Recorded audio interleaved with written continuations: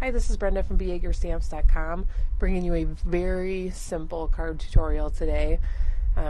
Simple but still pretty elegant. I am using a standard A2 size card in Whisper White as my background, and the stamp set that I'm using is I'm using the Imagine the Possibilities from the Wordplay stamp set. This has two different cases with 12 different sentiment stamps, and I'm going to stamp the Imagine the Possibilities in chocolate chip ink in the lower right hand corner.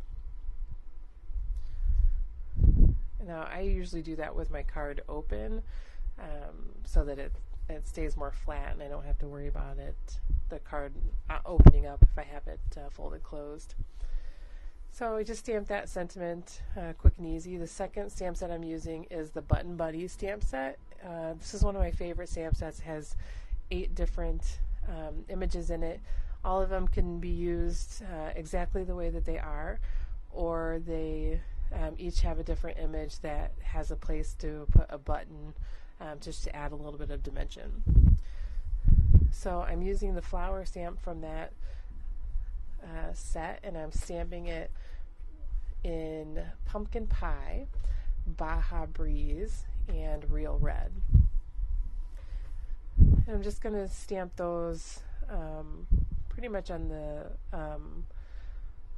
left side of the card, the upper left and the lower right, just to sort of keep everything into that lower part of the card.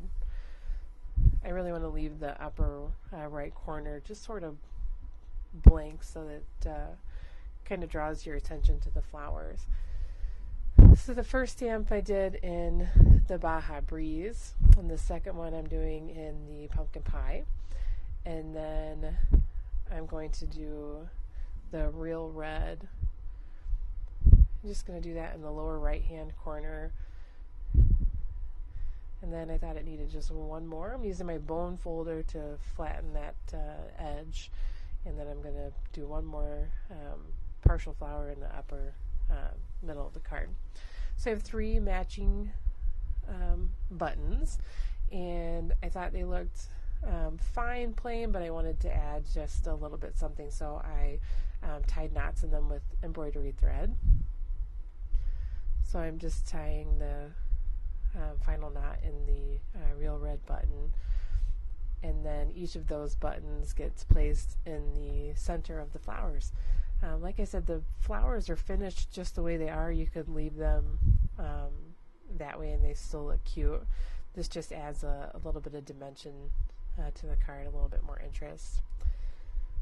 So I'm tying that knot, and then I'm going to cut my edges with my fabric scissors, and then adhere those buttons to the card with glue dots. So I find those are the perfect size for the buttons, and they hold really, really well.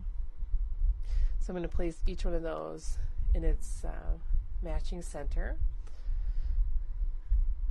and that's how simple the card is. That's all there is to it. There's the final images, and thank you so much for watching. Come visit me at BYagerStamps.com.